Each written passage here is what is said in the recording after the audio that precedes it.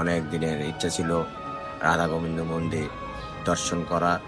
তো আমরা এই ভিডিওটি দেখে নিজেকে ধন্য মনে করলাম।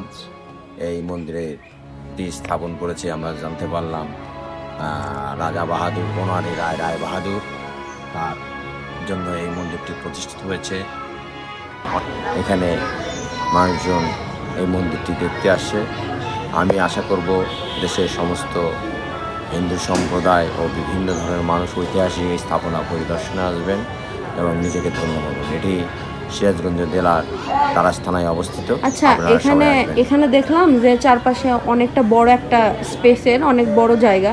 তো এটা কি অনেক আগে থেকেই বড় জায়গা ছিল? হ্যাঁ, অনেক আগে আরো অনেক বড় জায়গা ছিল, এখন অনেক সংকীর্ণ জায়গা হয়ে গেছে। এখানে শুনলাম যে হরিবাসরের সময়, মহানাম উৎসবের সময় এখানে মানুষকে খাওয়া দাওয়া দেওয়া হয়।